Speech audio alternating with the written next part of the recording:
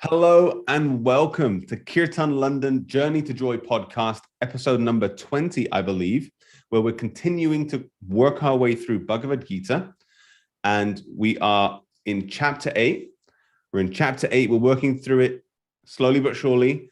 I'm joined once again by my good friend, and I'm just going to call her co-host, at least for now, Acyuta Gopi, who has joined us to help work through chapter 8 of the Bhagavad Gita, at least chapter 8, who knows, maybe more. And we're currently about halfway through. However, before I say any more, I'm going to pass it over to Acyuta, who will start us off in the way that we always start with, which is with an invocation prayer to our teachers, also asking for blessings before we do this spiritual activity of diving into the Gita. So Acyuta, please take us away.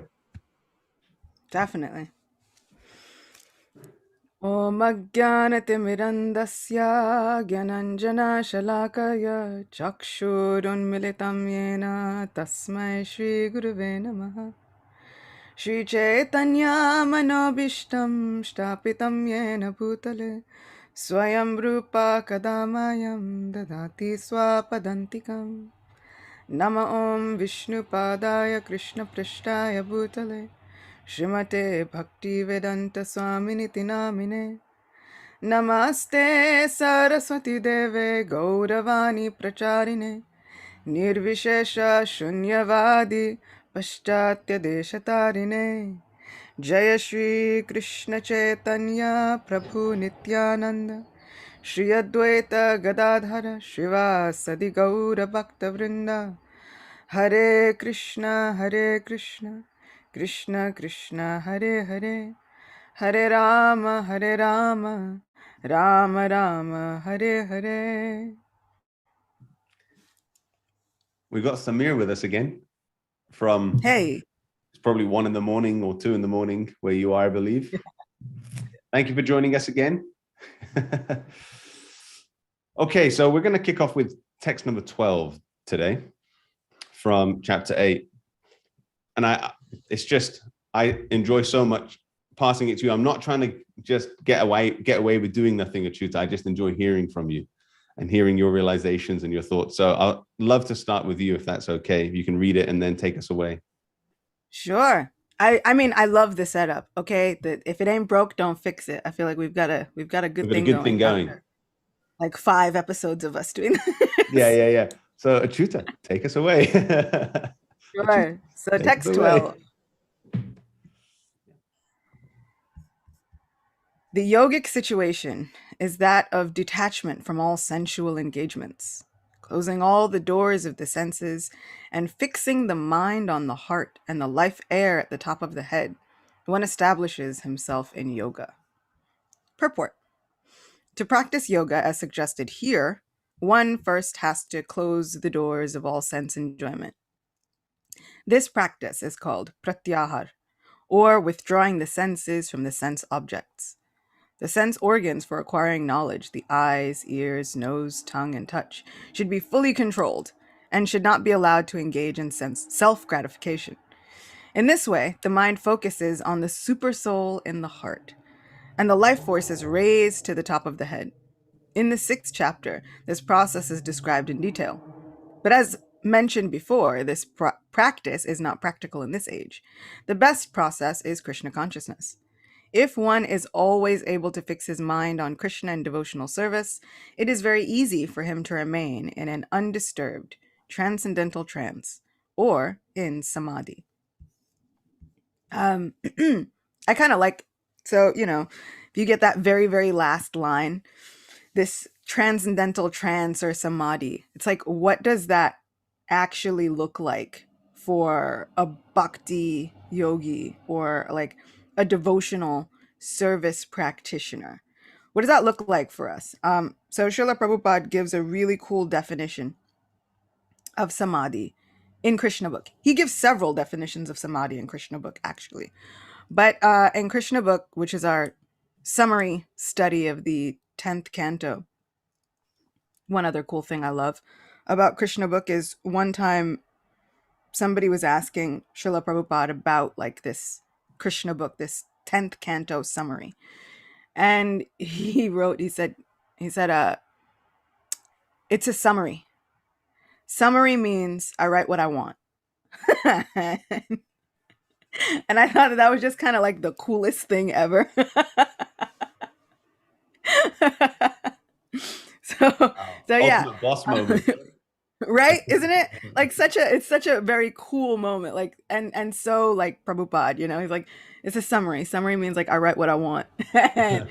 And so I feel like, with this 10th canto summary study, what he wanted was really to give us like a rundown, an in-depth analysis, as much as he possibly could, of this entire 10th canto, the like creme de la creme, like the cream, the sweetest part of every of his realizations that he possibly could. It's like, okay, I'm going to cram it all into this Krishna book, just in case I don't make it to finish the end, which was really like totally intuitive on his part, because he only made it through half of 10th canto of Srimad Bhagavatam, going verse by verse.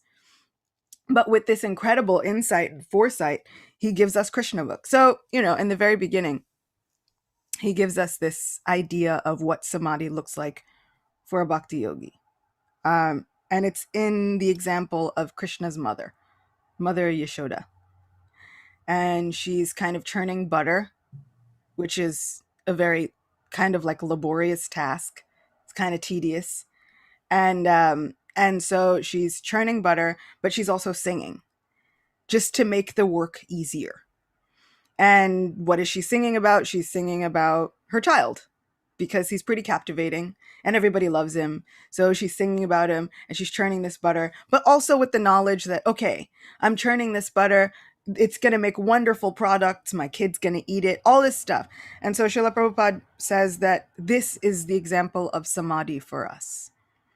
He was saying it's not always so possible for us to like retire to a forest somewhere and shut down all of our activities and do nothing but meditate. And so he says that samadhi for us means to be busy. Action all the time. In Krishna consciousness. Yeah, to be active. And so this idea of closing all the doors of the senses, we can often think, okay, that means that we have to like withdraw from all of the activities that we do. But no, Srila Prabhupada gives us this modern way to handle what is samadhi. It's like action, being busy, not being so idle that our minds get the best of us and they start pulling us in every which direction, often the most negative directions, but being really busy in the spirit of loving the divine, in the spirit of, you know what, even if I go to work with the aim of, oh my gosh, I'm gonna make this money, but I'm also with this money going to be able to help people. Like the more money I make, the more people I'm able to help. Kind of ran into that like affirmation recently, and that kind of really vibed with me, because I was like, yeah, you know what? Like that's true, because we really like, I mean, let's face it, this is a need. We need to make money. Right. And I can vibe with this. Yeah, I mean, like, it's totally necessary. Yeah. And the more money we make, the more people we're able to help. And as long as we keep that in mind and at heart, we're able to kind of like stabilize ourselves in working for the Supreme, which is what Krishna is telling Arjuna this entire time. He's like, just work for me then. Do your job. Don't quit your day job. Which, I love. Krishna's like, you need stability and insurance and all kinds of things. Don't quit your day job, Arjuna. Sure, you're going to be a warrior, you're going to be a leader, you're going to be an administrator, but do that in the sense of, yeah, but Krishna's my best friend. There's a section where Krishna meets up with thousands of kings, like 28,000 kings, and they've all been imprisoned for a really long time. And they were kind of getting to a point where at the end of the imprisonment, the king who had captured them was going to kill them all. Krishna goes and frees them. And he has this whole conversation with these kings, and these kings are saying, we've lived our lives being administrators, which has meant that sometimes we've had to do things that are intense. Sometimes we've had to have like justice meetings. Sometimes we've had to enact justice on other people. Sometimes we've had to commit violence towards other people in the course of doing our job. And now after seeing you, we're thinking maybe it's better we just like give it all up and not do that anymore. And what I find amazing is that Krishna does not say, yes, go to the forest, all of you. What he says to these 28,000 kings is he's like, no, go back home, continue ruling, and just tell everyone that you meet about me. Yeah. He's like, just add in that little bit, just add in the thoughts and the meditation at heart on Krishna. He's like, and in that way you will be absolutely perfect. That's a good question about this, Acyuta. Yeah. Yeah. Okay, cool. Because I've grown up hearing this.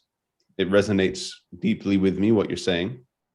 This idea that our duty in this life, and our not only our material, but our material and spiritual duty, is to maintain our activities of this world, but to dovetail them into the consciousness of service to Krishna.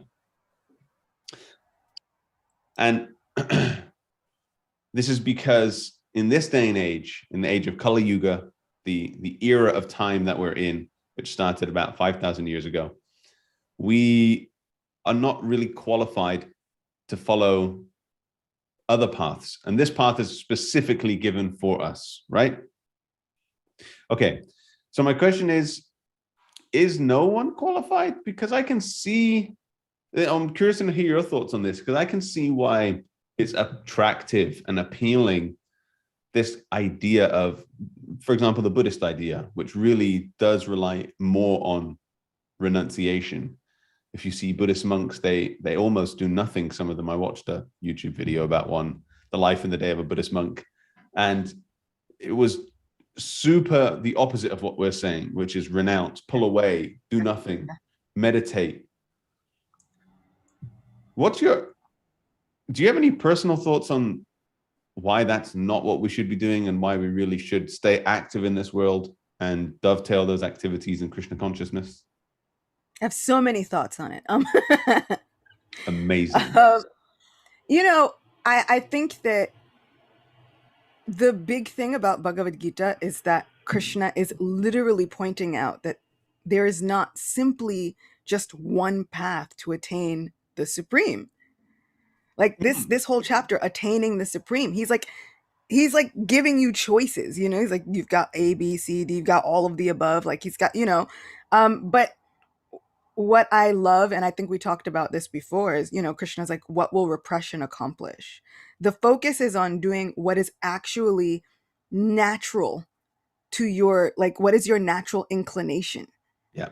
So for Arjuna, his natural inclination was to be a warrior. So Krishna says, he's like, don't go against your nature. Don't go against your natural inclination. Just add me into everything you do. So for some people, like, is no one qualified? I don't think that that's actually true. I think that there are some people whose natural inclination is more withdrawn, who have a natural inclination toward being able to withdraw the senses and be able to sit in one place and not do anything. But then if that's the only path, then the people whose natural inclination is not that, they feel so lost and disheartened and discouraged that then they feel like, well, I can't attain the supreme at all. And here, the personality of Godhead, this supreme best friend, is saying, he's like, no. He's like, look, as all surrender unto me, I reward them accordingly. All men follow my path in all respects.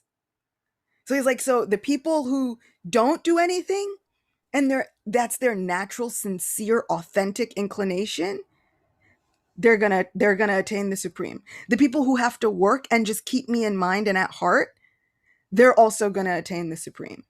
The focus is on sincerity and authenticity, which I love. And that's what Bhagavad Gita is all about for me. It's about sincerity and authenticity. He's like, he's like, the person who authentically follows what is in the heart reaches me, not the one who lights no fire and does no work. Unless, and until that is your natural inclination. Boom.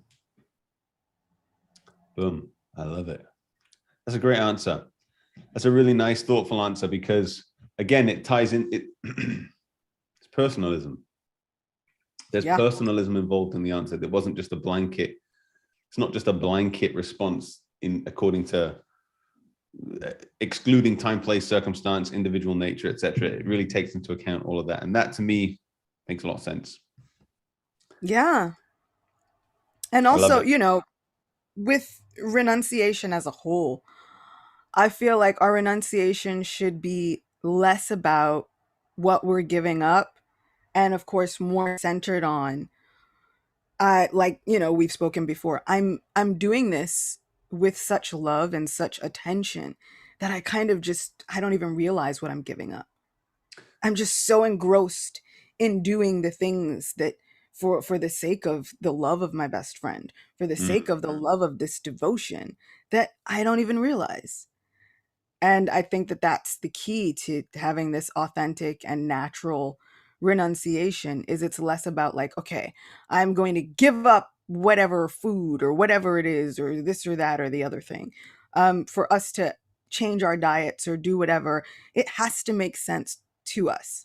And then it becomes less about I'm holding myself to this standard and more the why. I'm doing this because it makes sense. Like it's pulling me from the heart. And then I don't even think about it. Like, people who mentioned this last time. Yeah. Yeah. People who go, vegan for whatever reason, and it pulls to them from the heart, last much longer than people who are like, oh, yeah, it was a fad, or, oh, it'll get my cholesterol down, or whatever the case is. Once it becomes personal and once it becomes really authentic, that gives us the longevity to stick with our spiritual practice or whatever practice it is. In a sense, I'm also hearing you say it's about the internal. It's not about the external. So for example, if someone, use the example of fasting, but let's say someone renounces taking to the Buddhist path and externally is doing nothing, but in their mind is thinking about all the different items of sense gratification. They're still thinking about tasty food or playing video games or the football scores or whatever it might be, right? Then that they've missed the point. Versus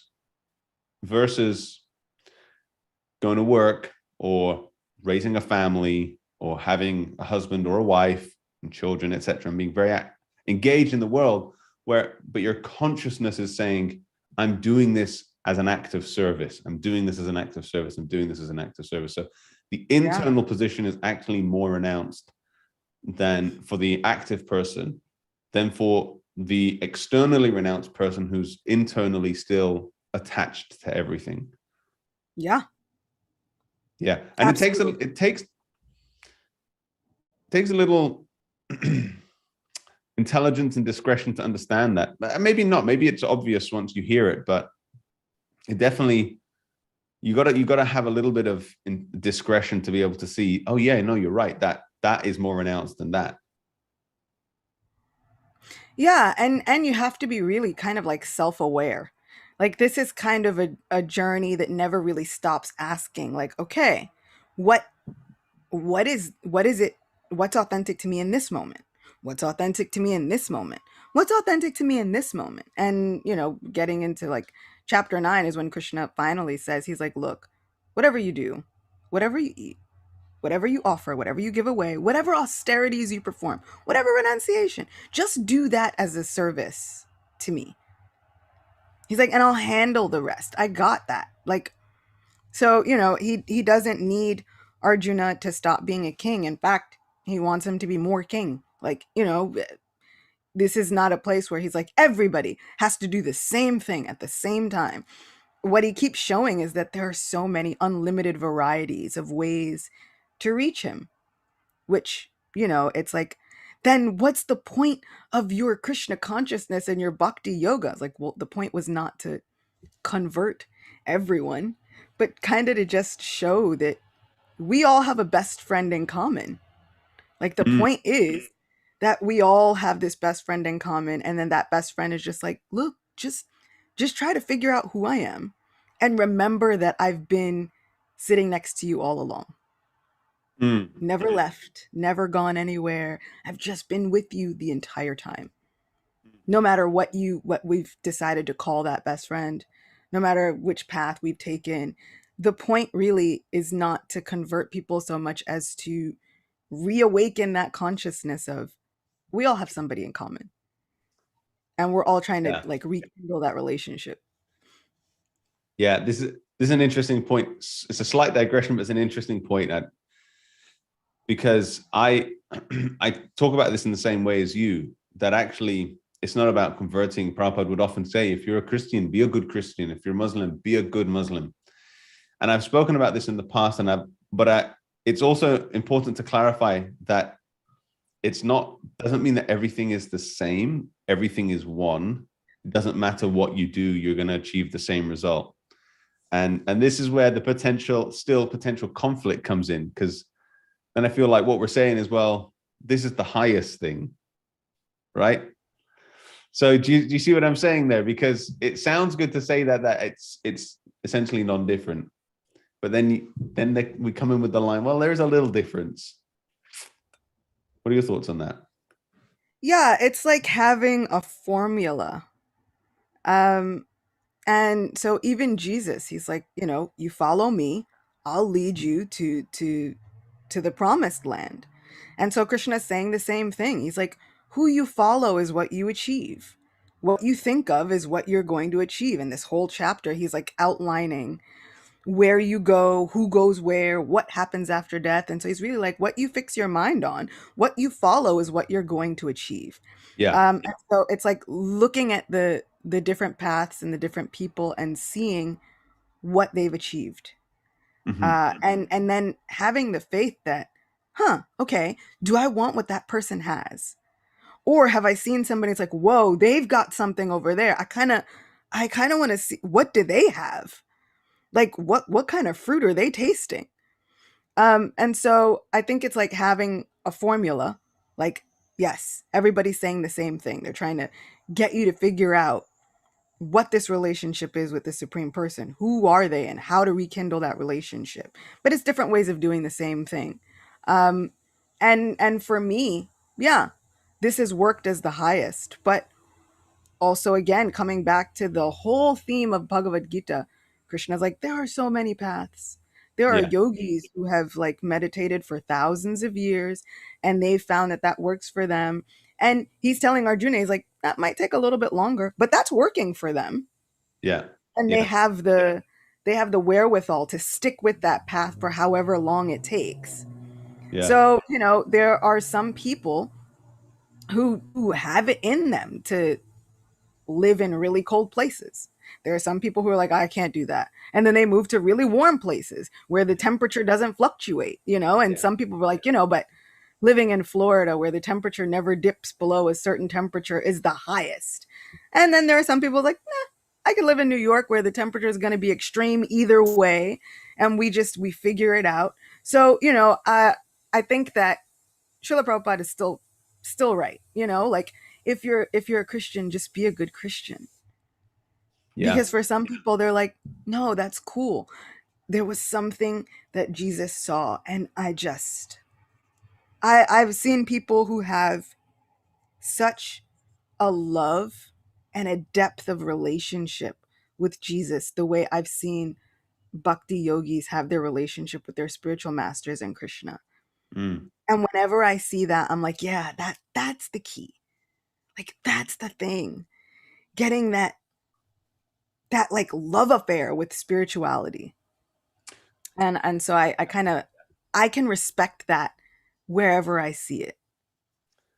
Yeah, you hit the nail on the head there for me as well, which is that it's not really about saying one's better than the other.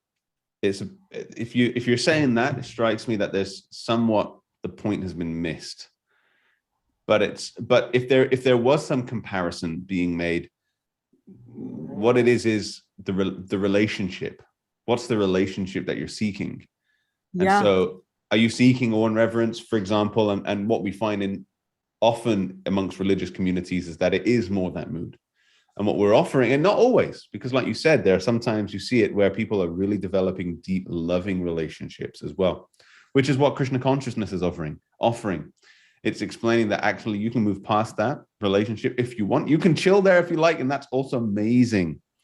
Mm-hmm. And there are people whose relationship, I even have a friend within our circle here, a Hare Krishna friend of mine, who he said, I'm a own reverence guy. That's what I like. That's the relationship that I'm a Vaikuntha guy. That's where I know that's my. So anyway, it was interesting. So that's all well and good, but what we're offering in terms of what Srila Prabhupada came to give was this idea that you can develop an extremely intimate, loving relationship with the divine person. Yeah. And so that's there. It's not about comparing. It's just saying this is an option. Mm-hmm. Exactly. Yeah.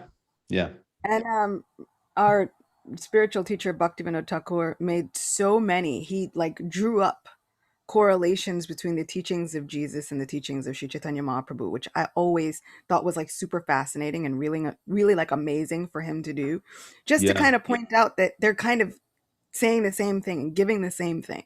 Right. But what he does say is he's like, but Sri Chaitanya takes it just one step further, because now God is not just father, brother, family member, caretaker, provider, but then you move to this section where now God is romantically a lover. Like, how does that, it's like, the dynamics change. Things get so familiar, things get really interesting then. And so Bhaktivinoda Thakur is like, where Mahaprabhu takes it just a little bit further, a little bit more intense is there. And not even saying that you can't get that in a Christian atmosphere. It's just that it seems as though Jesus has not gone to that particular place just yet in those teachings. Yeah. And what I love is here, like you said, there are options. You have different options for the same thing. Yeah. All right. Nice. Was there anything else in text 12 you wanted to talk about, or should we keep moving through? Because I felt like we picked up on the trance samadhi, but the rest of the purport also felt very similar to what we've been discussing in previous episodes anyway. Yeah. So should we keep moving? Yeah. Sure, we can. I think, in closing, one of the other things that I really like about this verse is fixing the mind on the heart. Like there's a couple of things that never have to really leave. Sometimes I feel like when we think about like detaching and becoming renunciates or something, everything gets really emotionless. But that doesn't leave. We don't have to renounce so much that we become like cardboard nothing. Right.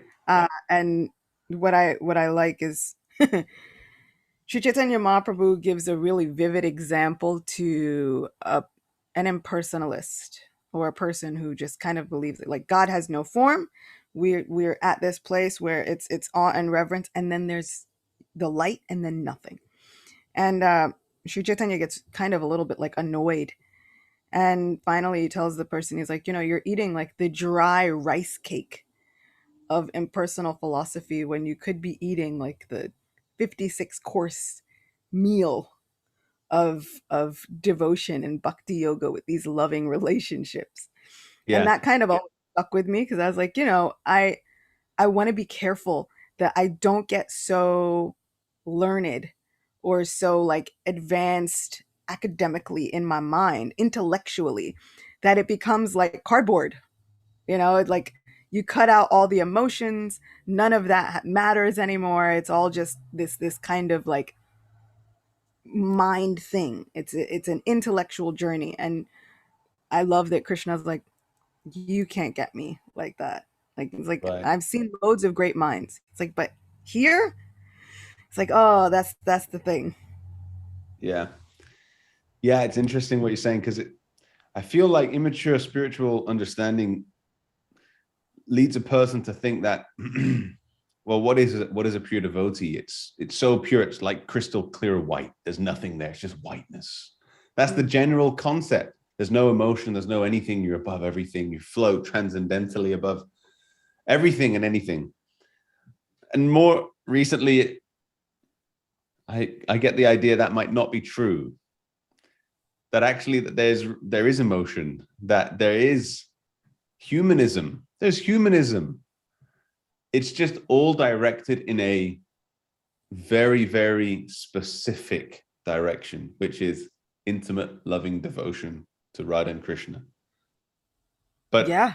there's color, if you know what I mean. There's color going on, and there's room for, there's still individualism, there's still personalism, there's still, it's not just a blanket oneness that is very easy to perceive or to have that idea in the early pursuance of spiritual life, I would think. Absolutely. And I've experienced that. Yeah. And, I think that the emphasis on a supreme personality, like that's the key. There's a personality. There's so much personality. And then there's so much personality within us. And we shouldn't lose that. Like, that, and that's where we get that, oneness, but different. Right. So, the qualities, they're there within us for a reason. And even the Christians say, if we're made in God's own image, and I'm always like, yeah, if we're made in God's own image, then I have all these emotions and I have a personality. So the person whose image I'm made in must have such personality. Yeah. And he does. He's such personality. He's mischievous. He jokes. He laughs. He gets annoyed. He gets he loves. He cries. He gets despair. He does all kinds of things. He forgets that he's God, because how else can we jump fully into these different, like you said, colors, or as we, the Sanskrit rasas, but they're tastes. Yeah. There should be flavors.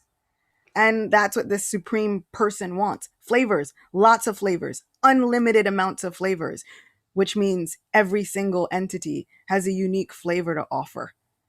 And our supreme person is like hungry for all those flavors. Like, no, give me more. As an unlimited supreme person, he has an unlimited appetite. So he's like, yeah, no, bring it on.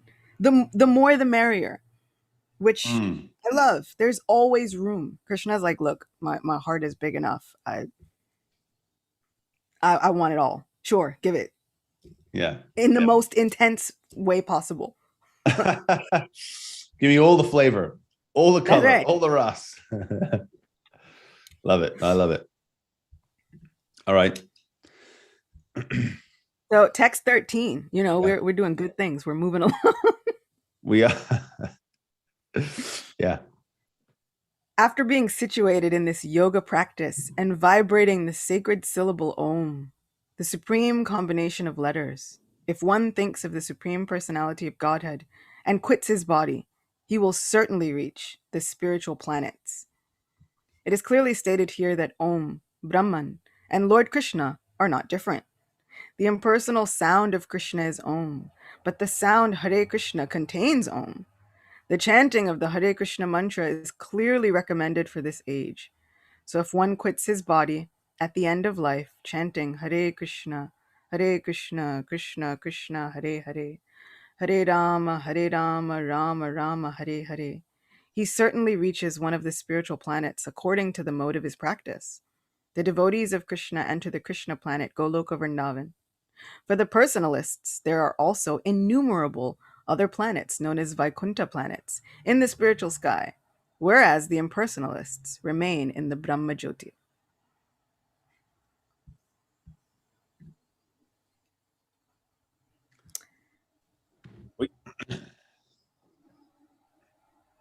Yeah. So this is referring to the impersonal practice of spirituality still, from what I can see. And it's making the comparison between, well, it's interesting. It's an interesting verse, actually, because it's talking about like this idea that actually Om and the word Om, the impersonal sound vibration of Krishna and Lord Krishna are non-different. They're just different aspects of the same thing. Yeah, absolutely. And, and he says later on in the 10th chapter, he's like, I'm the syllable Om in the Vedic mantras, right? sound and ether. Actually, that's 7, and ability in man.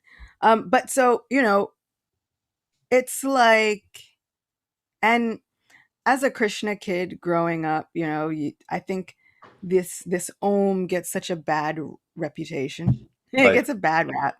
Everybody's like, that's impersonal, don't do that.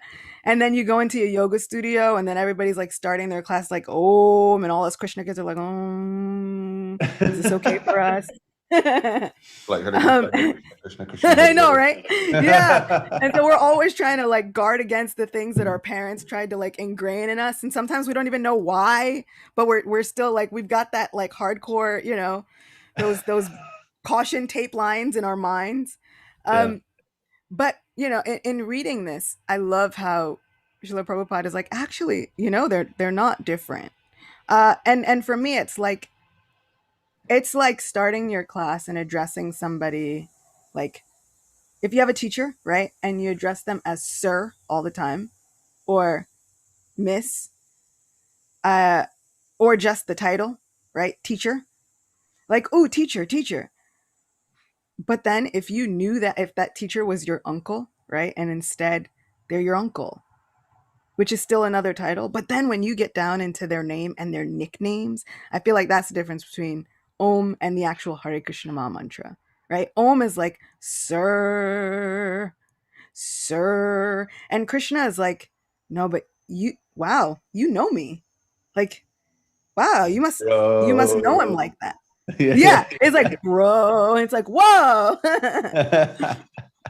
And so, Yeah. that for me is the difference between the two. Like, it's That's just I levels love that. of, yeah, it's just levels of what you want, levels of approaching somebody. That's awesome. I love that. I never heard it put like that. I like that. Yeah. Yeah. So, Bro. yeah. So it'll make you think of it differently.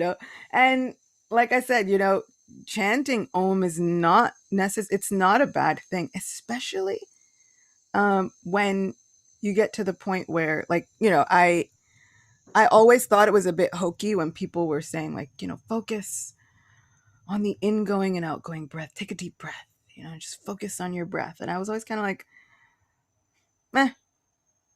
Yeah. Until one day I was in like a conference with Sachinandan Swami. Amazing spiritual guy. If nobody's heard of him, please go look him up, because you need him in your life. And he gave a conference, and he started it off by reciting 3 times Om, which, as a Krishna person, I was like, Swami, what are you doing? Um, but like, he started off there, and then he brought it to the breath. He's like, now focus on the ingoing and the outgoing breath. And I was like, this is very interesting, because this seems so like yoga-y. And as a bhakti yogi, we kind of forget that the yoga is part of the bhakti yoga. And we kind of like, no, yoga bad, bhakti good. When they're like, it's in the name, right? Bhakti yoga. And then what he said was, he's like, and remember that this syllable Om is non-different than our Krishna. And I was like, oh, you're right. He's like, and this ingoing and outgoing breath is no different than our Krishna, and can be an offering to our Krishna. And I was like, okay, that's it. I'm sold. It changed it for me. Once I'm Yeah. able to make something really personal, and I'm all Right. about like personal and relationships, and it completely changed it for me. So none of these things are necessarily bad, as Right. long as we have in mind what our objective is. What's our objective? And for some people, like you said, some people are like, I'm an awe and reverence kind of guy. Cool. I love Then, it. but I love that you know that about yeah, yourself. that to have that level of self-awareness, and even within my own family, I see like different levels of people. Like, I'm a person, I'm like, I'm super informal with God. We're really gonna be homies. And my mom is completely different. She's like, he's like, you're real different. I don't really ever really approach God like that. I'm like, really? Never?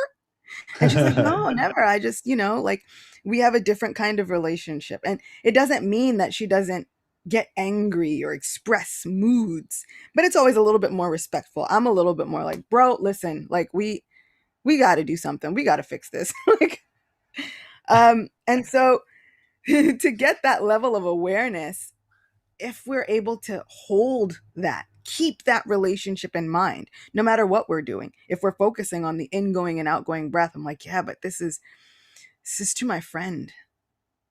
This isn't no different than this offering to my friend. And Srila Prabhupada even said, he gave a definition of the Maha Mantra. It's like, what does all this mean, this Hare Krishna? It's like simply a call. It means, oh, my friend. And I was like, see, that I can vibe with. Not that I could vibe with the other ones, but that one really so simple, but also really direct. So yeah, whether you are chanting the Om, or whether you're chanting the Maha Mantra, like we've said with everything, with renunciation, with service, with any of it, it's this internal meditation. What are we holding in our minds and in our hearts? Yeah. And it's interesting, it strikes me that it wasn't necessarily the Om or the breath stuff that was the grating thing, but it was the impersonalism beneath it. Yeah. That we, as Krishna kids who have been raised with this intimate, loving concept of the divine, that we struggle with. And as soon as that was flipped on its head and you could make those same things personal, which again, it just ties into, it's not about the externals, it's about the internals. That's where it's at. And if you can understand that, then we become less flustered, less affected by the external things in general. And I think, impersonalism is very attractive sometimes. If there's no person behind it, then all the fears that we have about people, whether they're going to accept us, whether they're going to hurt us, whether they're going to abandon us, those don't exist anymore. If there's no person behind it, then we don't have to be vulnerable anymore.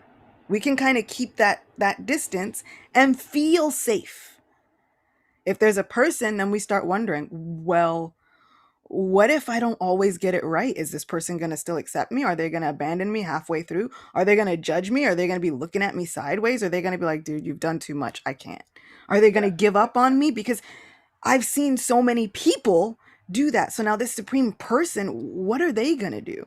And I kind of love that at every turn, Krishna's like, I'm not going to abandon you. I've seen you through so much. I've seen you through way worse than you can even imagine. I've seen you through some things, but I've been here the entire time. I've never left. And I remember all the things. Like, we don't even remember all the things that Krishna's seen. He's like, I remember them. You don't. Like, he's like, many, many lives you and I have both had, right? I've seen you through so many incarnations of who you are or who you thought you were. And I remember them all, but you do not. And that to me has always been a beacon of hope, not of judgment. It's been a beacon of hope saying, I've seen you through it all and I'm still right here.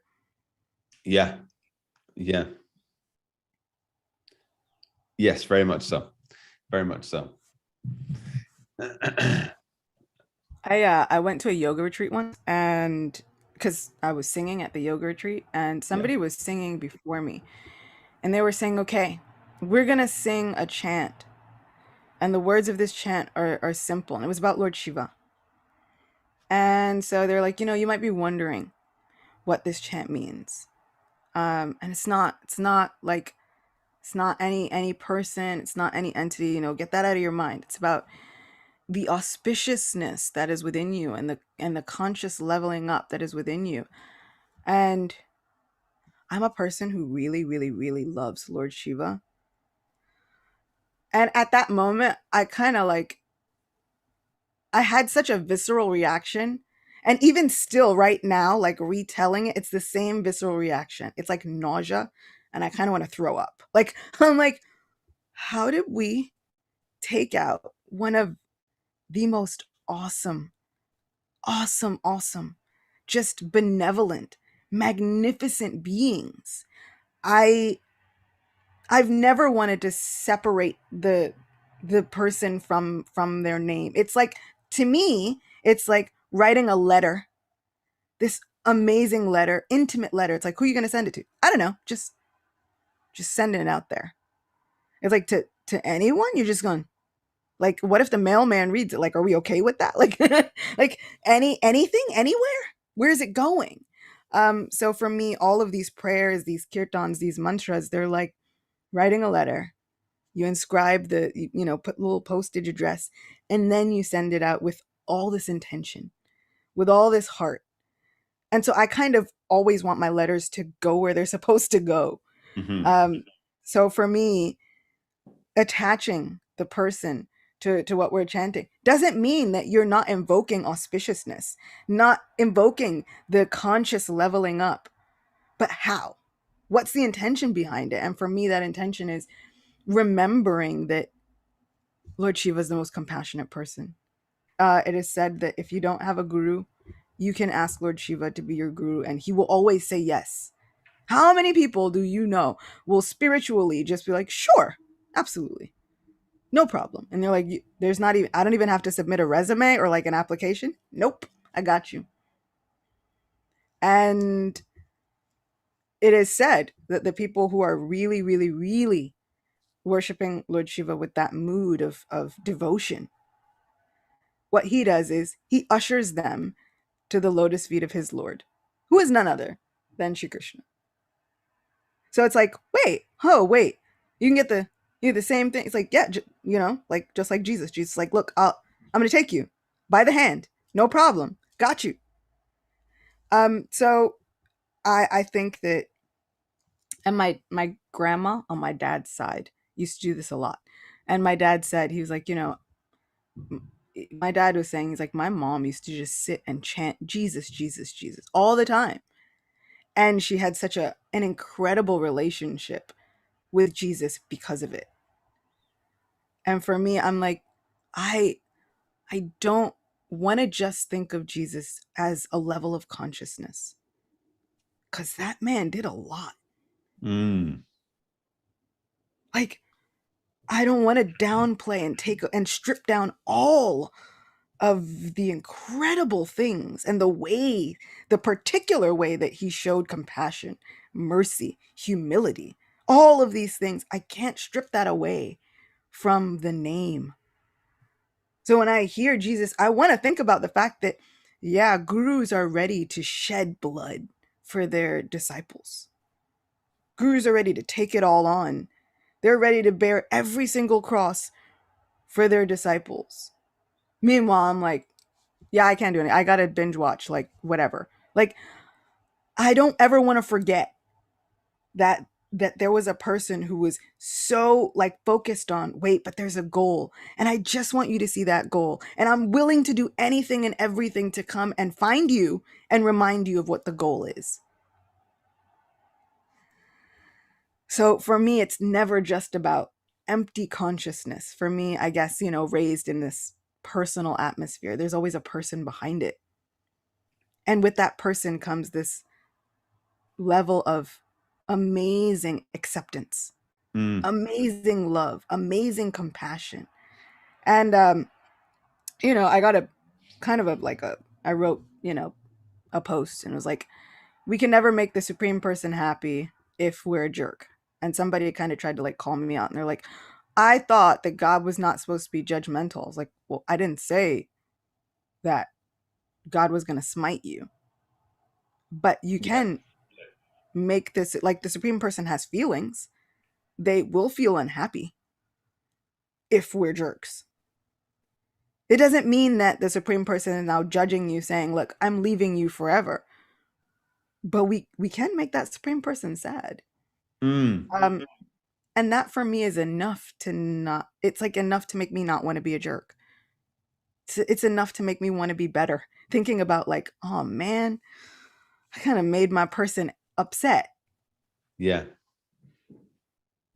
So yeah, with these supreme personalities, with these advanced beings, I don't ever want to forget that they have feelings and that they're people, because that connects with me more than fear, more than self-loathing, more than any of those things. I'm like, oh, there's a person behind there, and I kind of I want to do whatever I can to make that person smile, to try and give back for the many sacrifices that these people have made, just to try and say, look, I've tasted a fruit. I just want you to know about how amazing this mango is. I'm like, what's a mango? And it's like, I'll tell you. Just don't get caught up on all the other things. I'm like, yeah, but that person said that there was an apple too. Like, what if there's only apples? And they're like, look, there's apples and mangoes. Don't get caught up on it. But I'm telling you, the fruit is great. And they're like, but what about guava? Like, we spend all this time, like, but if there's apples and there's mangoes and that person says there's a guava, I don't know if I can accept your ideas of fruits anymore. And they're like, I just need you to know that there's fruit and it tastes really good. And I'm like, yeah, but oranges? So I'm trying to get like less caught up on all the silly things that we argue about, and more focused on there's fruit. And all of these people are saying that there are amazing fruits coming from this amazing tree. And I don't want to get caught up on like which fruit exactly is amazing. I might wind up loving mangoes most, sure. And that person might wind up loving guavas the most. But if all the mangoes and the guavas and the apples and the oranges are all in the same tree, okay, cool. Have we found the tree? Did we find the place where the tree is? That's a really long metaphor, but It's a nice metaphor, though, in terms of explaining it nicely and not getting caught up in the people. This is what we get caught up in the details, the unnecessary details, rather than going to the essence of the point. I love it. Yeah. I love it very much. Yeah. And I've been... And, even for Christians, I feel like even if you don't know much about God, the big father, right? Even if you don't know what that person looks like, what they sound like, all those things, even if that's unknown to you, what we do know is that person had such a compassionate heart that they sent their most beloved son. And that son said, it's simple. It's simple. Follow your natural inclination. In your heart, simply accept this divine person. That's it. Accept that divine nature. Surrender, and that's all that's necessary. Which, oddly enough, Krishna is not saying anything different. Yeah, when you go into the details, when you look into it in a deeper way, there are actually a lot of similarities between the words of these saints, whether it be Jesus, Saint Francis in particular as well. Yeah. And yeah, I love it. I love the non-sectarian approach to God consciousness. Yeah. Do we have time for one more? We at 14. We could do this. Yeah, I was about to say that. Let's have a look at text 14. Yeah, here we go. For one who always remembers me without deviation, I am easy to obtain, O son of Pritha, because of his constant engagement in devotional service. Oh, I love this verse so much, even before we even get to the purport. Okay, purport. This verse especially describes the final destination attained by the unalloyed devotees who serve the Supreme Personality of Godhead in Bhakti Yoga. Previous verses have mentioned 4 kinds of devotees: the distressed, the inquisitive, those who seek material gain, and the speculative philosophers. Different processes of liberation have also been described: karma yoga, jnana yoga, and hatha yoga. The principles of these yoga systems have some bhakti added, but this verse particularly mentions pure bhakti yoga, without any mixture of jnana, karma, or hatha, as indicated by the word ananya chetaha. In pure bhakti yoga, the devotee desires nothing but Krishna. A pure devotee does not desire promotion to heavenly planets, nor does he seek oneness with the Brahma Jyoti, or salvation or liberation from material entanglement. A pure devotee does not desire anything. In the Chaitanya Charitamrita, the pure devotee is called Nishkam, which means he has no desire for self-interest. Perfect peace belongs to him alone, not to them who strive for personal gain. Whereas a jnana yogi, karma yogi, or hatha yogi has his own selfish interests. A perfect devotee has no desire other than to please the Supreme Personality of Godhead. Therefore, the Lord says that for anyone who is unflinchingly devoted to him, he is easy to attain. A pure devotee always engages in devotional service to Krishna in one of his various personal features.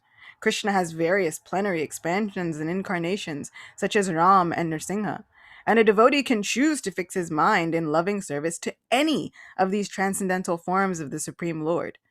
Such a devotee meets with none of the problems that plague the practitioners of other yogas. Bhakti Yoga is very simple and pure and easy to perform. One can begin simply by chanting Hare Krishna. The Lord is merciful to all, but as we have already explained, he is especially inclined toward those who always serve him without deviation. The Lord helps such devotees in various ways. As stated in the Vedas, the Katha Upanishad 1:223, Yam evesha vrinute tena labhyas, tasyeva atma vivrinute tanum swam. One who is fully surrendered and engaged in the devotional service of the Supreme Lord can understand the Supreme Lord as he is. And as stated in Bhagavad Gita 10:10, Tadami buddhi yogam tam. The Lord gives such a devotee sufficient intelligence so that ultimately the devotee can attain him in his spiritual kingdom. This special qualification of the pure devotee is that he is always thinking of Krishna without deviation and without considering that time or place. There should be no impediments. He should be able to carry out his service anywhere and at any time. Some say that the devotee should remain in holy places like Vrindavan or some holy town where the Lord lived, but a pure devotee can live anywhere and create the atmosphere of Vrindavan by his devotional service. It was Sri Adwaita who told Lord Chaitanya, "Wherever you are, O Lord, there is Vrindavan," as indicated by the words Satatam and Nityashaha, which mean always, regularly, or every day. A pure devotee constantly remembers Krishna and meditates upon him. There are qualifications of the pure devotee for whom the Lord is most easily attainable. Bhakti Yoga is the system that the Gita recommends above all others. Generally, the Bhakti Yogas are engaged in 5 different ways. Shanta Bhakta, engaged in devotional service and neutrality. 2. Dasya Bhakta, engaged in devotional service as a servant. Sakhya Bhakta, engaged as a friend. Vatsalya Bhakta, engaged as a parent. And Madhurya Bhakta, engaged as a conjugal lover of the Supreme Lord. In any of these ways, the pure devotee is always constantly engaged in the transcendental loving service of the Supreme Lord and cannot forget the Supreme Lord, and so for him, the Lord is easily attained. A pure devotee cannot forget the Supreme Lord for a moment, and similarly, the Supreme Lord cannot forget his pure devotee for a moment. This is the great blessing of the Krishna conscious process of chanting the Maha Mantra, Hare Krishna, Krishna Krishna, Hare Hare, Hare Rama, Rama Rama, Hare Hare. Man, I love this verse.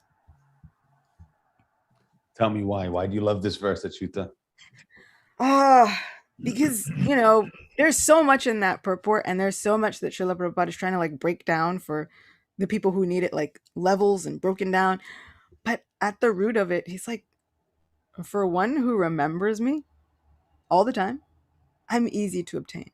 Remembrance is devotional service, which, then you're thinking, okay, well, I can't do devotional service while at work. Sure, you can. All you have to do is remember Krishna. Just think of him one time, and you've done devotional service. And the key, the very interesting trickery about it is, once you start doing that, once you start making it a habit, the more you think of Krishna, the more you're unable to forget Krishna.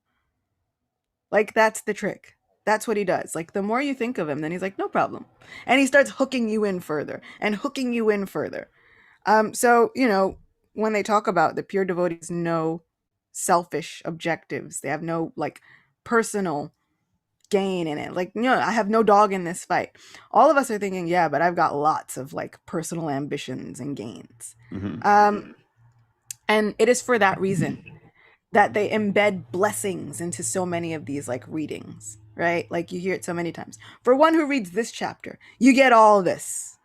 It's like, what have I gained? You get a new car, like all this stuff.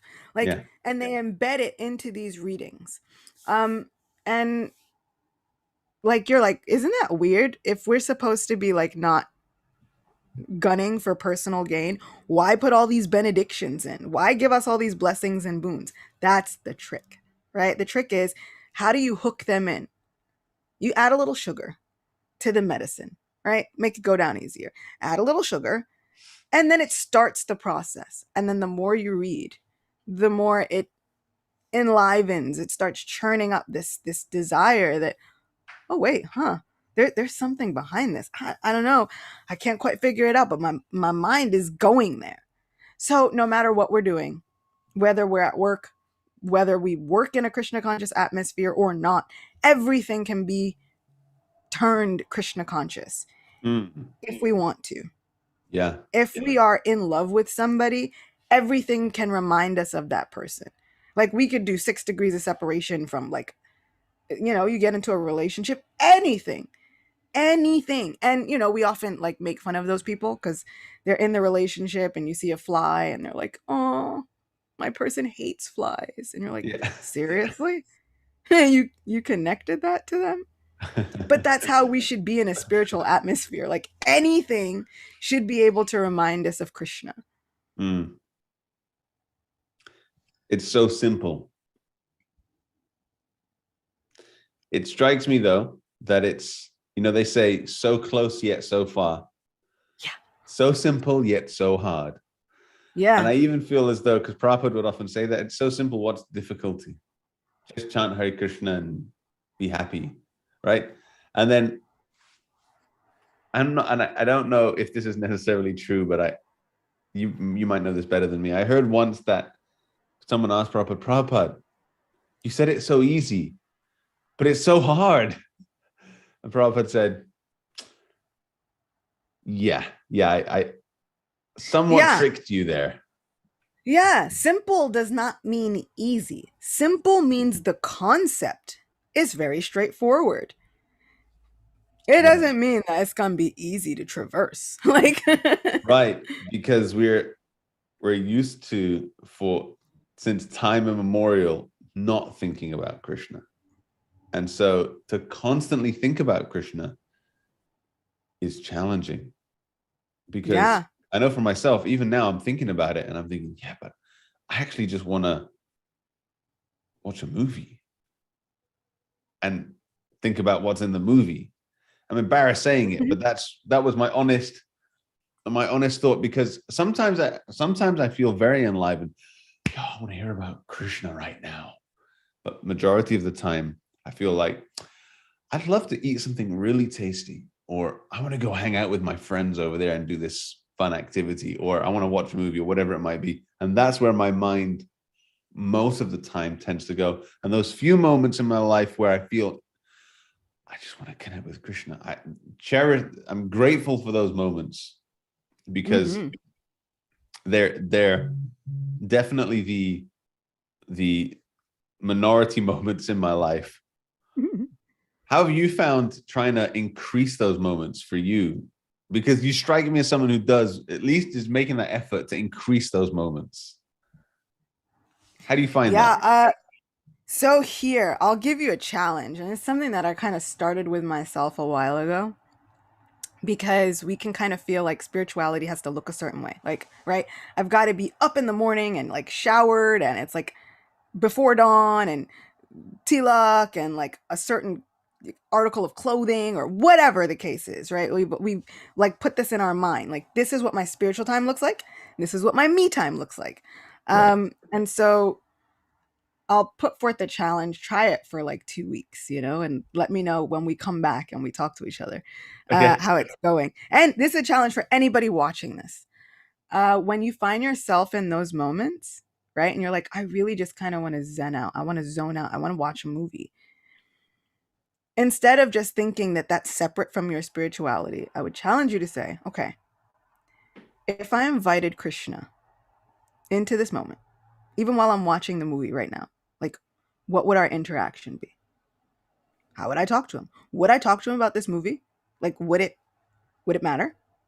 Really? How do I invite Krishna into this moment? Yeah. And I've Even done into it. watching a movie and stuff like that. I have done it. I've so done it. Really? Okay, this is interesting. This is new territory for me because I definitely have this inbuilt, almost this inbuilt idea that it's separate. Yeah. That I We got shouldn't to take invite Krishna into this. It'd be might be offensive to invite Krishna into this. You see? Yeah. But you're saying And do so it. like, and this is the thing. This is what I love about Bhagavad Gita. Arjuna is about to have that same like breakdown moment, and Yeah. he's about to freak out Yeah. because, you're going to get into these chapters and he's like, "Okay, I hear what you've been saying and you're God and all, but I'm going to need to see it to believe it." And Krishna's like, I don't think that's a good idea, bro. He's like, "Let me just one time." So he shows it to him, and then Arjuna freaks out and he's like, "Oh, no, no, no, no, no. First of all, there's way too much going on here. I can't even look at it all." And then he like sucks it back. He's like, "Take it back, take it back." And then afterwards, he's like, "I've treated you like my friend. Like we've gone to some real inappropriate places together, dude. Like It's so he's like, I put my feet on you. Like we've talked about some things. Like, man, I've said some things. Like, true. well, how do I balance this? Like, my mind cannot compute this right now." And Krishna's like, "I know." And that's kind of why I had to change the way you see me before I showed you. Like, he's like, and that's the thing. He's like, "I'll give you divine vision." And that doesn't mean that Arjuna did not have the qualification of Sri Krishna. What it means is he's like, "Bro, you look at me different. Like, we're family, we're homies. You can't see God if I'm your dude." Yeah. And he's like, "Yeah, but I kind of think," he's like, "All right, I'm gonna have to flip a switch though." And then Arjuna's like, "I can't look at you as my dude if you're God." He's like, "I know, that's what I said. 5 seconds. I I just said said that that. 5 minutes God damn ago." it. And you pushed I me. was like, I You said that just and you pushed me. I knew it. he's like, "For the love of me, I just said it," Yeah, like yeah. The only for person in the world the- who can say that. For the love of me, for my sake. for my own sake, I just said it. Yeah. So then, and afterwards and so Arjuna's like freaking out. It's like, "I put my feet on you. Like, dude, we've had sleepovers. Like, we've slept in the same bed. Like, we've had some conversations, and a lot of them were wildly inappropriate. I've talked to you about women. I've talked to you about all kinds of stuff. Like, what is happening? How do I go back?" He's like, "Okay, watch this. I'm just your friend again. Forget everything you just saw. I'm just your dude. Just your Yeah. homie." And so Arjuna, he's about to have a freak out, and he's like, "Please forgive me. Like, if I've ever been offensive, if I've ever treated you anyway, like, just bear with me." And that it's like 1144, and there's like a translation that's been slightly adapted, but the old school translation is my favorite. He's like, "Bear with me, like a friend with a friend, or a father with the son, or a lover with the beloved. Just bear with me." Because I have done some crazy inappropriate things. Like, I've brought you into some places. So I I now challenge you to make it inappropriate. I love it. I love it. I, I'm challenging you to really like make it inappropriate. Have the conversations. And if you are a person like, I know a lot of people and they're like, "But I curse a lot in my everyday life. Like, what kind of devotee does that make me?" I'm like, "Okay, I'm gonna tell you something right now. The cowherd boys, right? Like, it says in Krishna book, they would walk up to caves, right? And cliffs, and they'd shout just to hear the echo. But what were they shouting? They would shout foul names. They're essentially cursing because they're boys into the void just to hear it come back as an echo. And what do they do as boys? They laugh and they have a good time. Oh my gosh, you're totally just flipping the standard view of God consciousness on its head right now. And I love it. And I love it. Even as a Krishna kid, someone who's been raised with this culture. But I love it. I love it. I love it. I'm gonna take you up on that challenge, Acyuta, and I'll report back to Yeah. you in 2 weeks. And really just be like, if I brought Krishna into this moment, what would it look like? Even to say, do you see how stupid this movie is? Like, who even does that? Like, the protagonist is running and doing whatever, and then she trips and then she falls. How many times are they going to trip? Like, seriously? But what you've done is you've made yourself conscious of Krishna. Just Right. one more step. Yeah. Oof, oof. Very cool. I like Yeah. this. I like this. I'm gonna sit with this one. So for 2 weeks, don't force yourself to get out of those moments. Just add Krishna, which is what he's saying. He's like, look, dude, I know we're going to do some stuff. It's going to be crazy. Like they went on an excursion to go fight a forest fire and they wound up meeting a woman. And Arjuna's like, yo, she's attractive. And she's like, yo, bro, why don't you go talk to her? Find out, like, see what's happening. And so he Yeah. goes over and like he compliments her in only like Vedic ways can. Oh, you with beautiful thighs. I'm like, how did you even see them? I'm sure she's wearing clothes. What's happening here? Like, that's your opening line. But, in the best of Vedic ways, it's like, oh, you with beautiful thighs and eyebrows. So what? Like, how do we, anyway, he's like, who are you? Who do you belong to? Who's your parents? Like, and what are you here for? And she, in essence, she's like, right, you're nice, but who's your friend? So they've been places together. And Krishna's not telling Arjuna, we're not ever going to go those places again. He's like, we're always going to do that. This is the relationship we have. And that's the joy of bhakti. These are the relationships. Some of them kind of feel really inappropriate. But the point is, Krishna's like, look, I get it. You're going to be inappropriate. Cool, fine, whatever. Could you Remember me? Yeah. He's like, just insert me into the moment. Just invite me. I guarantee you. Yeah, I guarantee you I'll switch around the moment. Because I guarantee you, I know it for certain, because people are people, that some of the saints that we idolize and some of our Vaishnavacharyas, I am sure they've probably said some like wildly, like crazy things that we thought like, wow, that was really a bold statement. But because it gets couched in really flowery language, we kind of like gloss over. I'm like, oh, that's fine. Like, we're like, wait a second. These guys are saying some like really interesting things here. And the people in Krishna's hometown village of Vrindavan, they had no chill. Okay, they would say some things to one another. They'd insult each other. They'd joke with one another. They'd like really jokingly insult each other. I'll give you an example. So the gopis, these milkmaids, right? Radharani is the queen of them all. Radharani has a mother-in-law whose name is Jatila. And Jatila has a daughter named Kutila. So Kutila is her sister-in-law. And Jatila and Kutila don't really like Radharani because there are rumors that Radharani's been hanging out with Krishna, who is not Radharani's like Official lawfully wedded husband, right? The official. So this mother-in-law has a problem. She's like, she's married to my son, but I hear she's like gallivanting around town.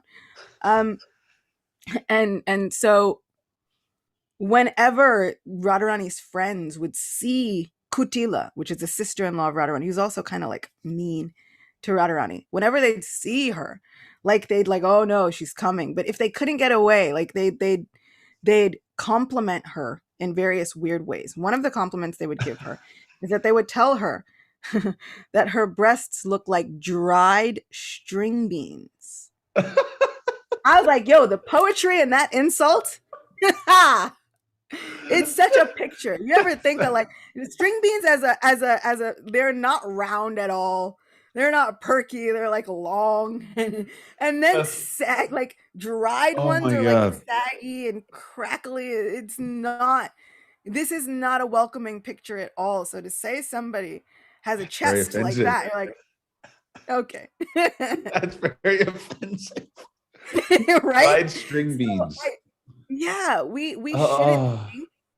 There's nothing that's gonna make Krishna like raise his eyebrows, like, that's new, never heard that. He's probably like, yeah, I've heard worse. Yeah, dried string beans.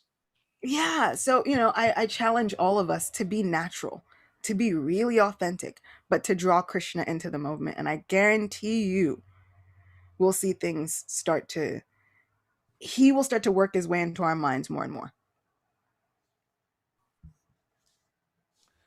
Yes, thank you for that, Acyuta. I'm gonna take that away. I'm gonna sit with it.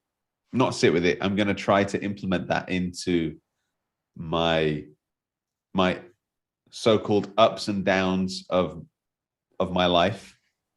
Try to invite Krishna into the downs as well. And I really love this. There's something resonates, or just already it hits me in a way I feel like this makes sense. This resonates with what I've heard as well, which is just add Krishna. Add Krishna. And for so long, I've consciously not added Krishna for parts of my life because I felt like it was inappropriate. So I legitimately, consciously removed Krishna from my mind so that I could do this thing and not feel sinful or guilty, whatever it might be. So it might be a challenge. It probably will be a challenge for me to do the opposite now because I've spent most of my life doing this, but I'll definitely give it a go. And I love it. And again, like you said, if there's anyone who's watching this, please give it a go too. It's coming from Acyuta. Acyuta is recommending this to us. So it must be worth trying. It's coming from a great source. What I can tell you is it makes spirituality so much more fun. Right.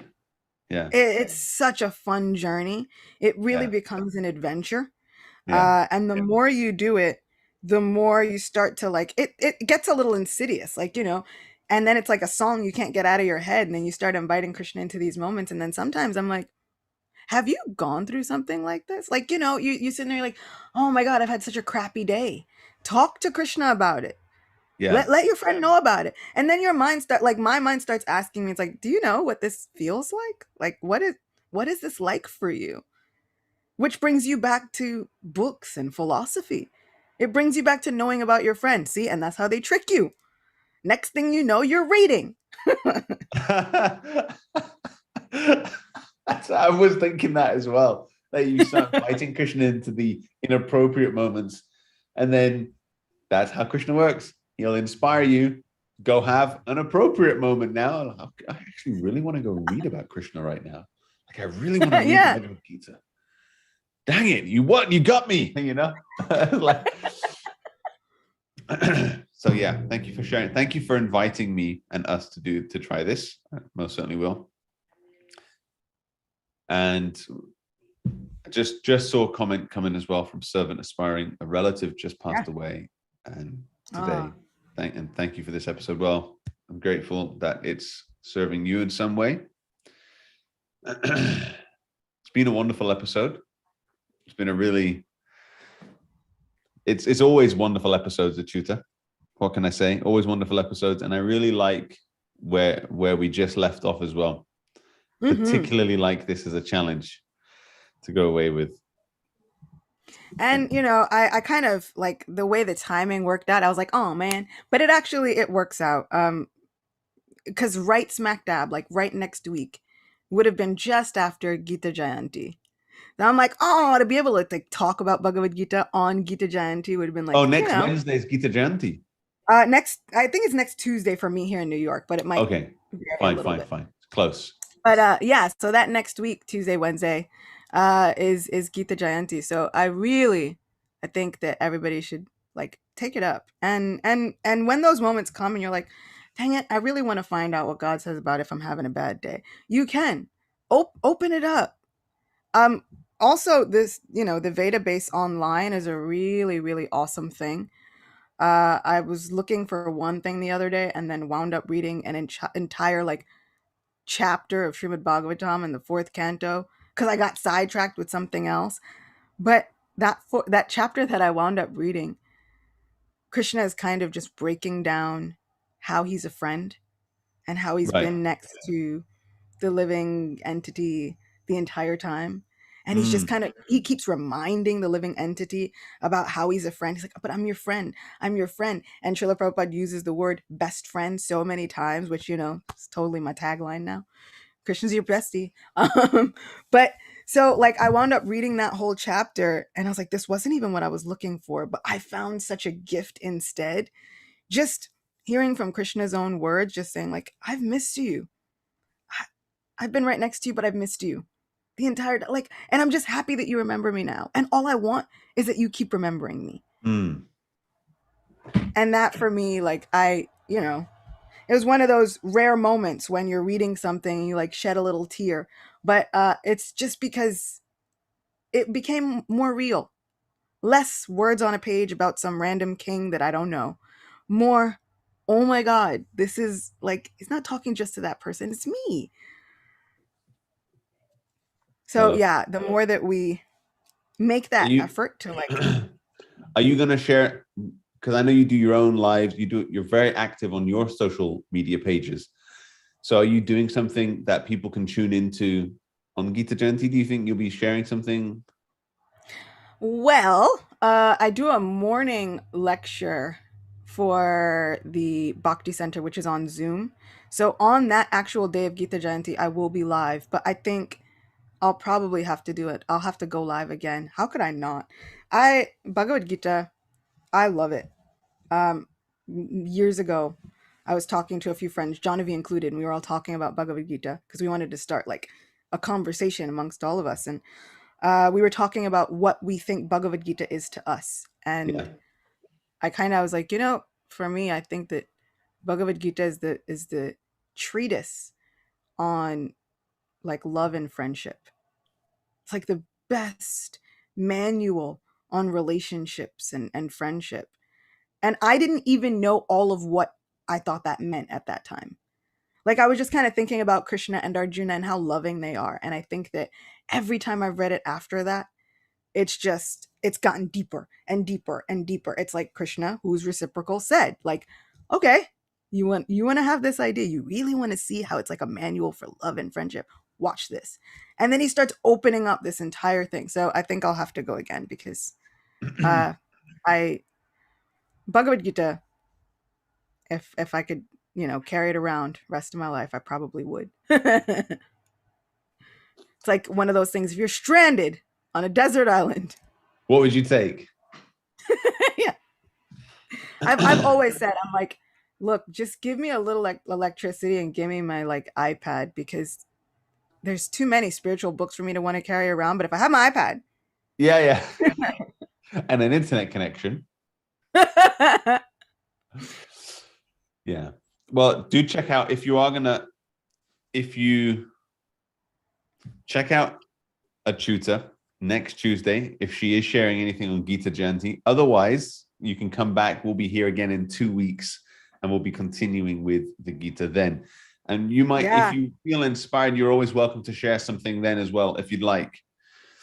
However you like, we can always talk about aspects of your relationship with the Gita or anything else that you particularly feel inspired to share in relation to Gita Jayanti. Then we can always talk about that here as well in 2 weeks' time. Sure. I think it'll be great. Yeah. But yeah, I mean, as well as checking out Acyuta, if you don't already, I'm sure anyone who's watching this already has checked out Acyuta. But if for some reason you haven't, please plug in with everything that Acyuta is doing. She shares very consistently on her social media platforms all of her deep personal, very, very wonderful experiences in her relationship with her spiritual life and her relationship with Radha and Krishna. And so there's so much, there's just so much to take away from what Acyuta is putting out into the world right now. Go check her out. Thank you. And when we come back, I'm expecting like lab reports, we're doing a science experiment. It's devotional science experiment. So now we have to have lab reports. Like, how did it go? Well, I'm going to take some dinner, some prasad now. So I'm going to try and invite Krishna to join me for that experience. Yeah. What if you like set a place at the table? Yeah. Well, do you do that? No, but I know that there are so many stories of devotees who have actually done that. There were saints in India who would set a table. They would set a place and they're like living in a little hut, but they'd set a place for them and then they'd set a place for their friend. And what they said was, it's like, when you see what's really going on spiritually behind the scenes, it's no longer like they've just set a place for Krishna, but now they're inviting Krishna into this conversation that they have while eating. And then what they wind up showing is it's more like Krishna's feeding the person and the person's feeding Krishna. And it's like, it's a give and take. It's an exchange. It becomes more of like it's really cool. But you know, I just I made a I have a Patreon. So for my patrons, I'm putting that out later. I just made them a video about like having a coffee date with Krishna, which is kind of like weird because technically we're not supposed to have coffee. But Right. I was like, you know, that idea of like penciling in time. Like, you know, Yeah. it's like, oh, I was gonna go meet my friend just to catch up for half an hour. I was like, what if we did that with our japa? What if that was just time like I just wanted to catch up with my friend? And you chant japa, you put a timer on for half an hour, and then when the half an hour is done, you're like, all right, I gotta go back to work. But you know what? We'll catch up again. Friends like, Yeah. yeah. Like, what if we start there? What if it starts small? What if it's like, I just have 10 minutes, but can we just talk about the day? Can we just it makes all the difference. Love it. I love it. Thank you, Acyuta. Thank you as always. Thank you. And It's always the best pleasure. yeah, I love how enthusiastic you are. I really genuinely appreciate it so much, how willing and giving you are of your time and energy for this podcast. It's such a blessing for us. So thank you again. Greatly appreciated. This podcast is also kind of like holding me together, keeps me really accountable. Well, happy that it's doing that for you as well. And I feel that there's a level of enthusiasm. You don't just say it lightly, you say it with heart. So I'm reassured by that. All right, Acyuta, and dear viewers, I hope you have a wonderful week, wonderful 2 weeks. We'll be back in 2 weeks. See us then. The second and fourth Wednesday of the month is when we do these podcasts. So we'll see you at the next one. All the best. Hare Krishna. Hare Krishna.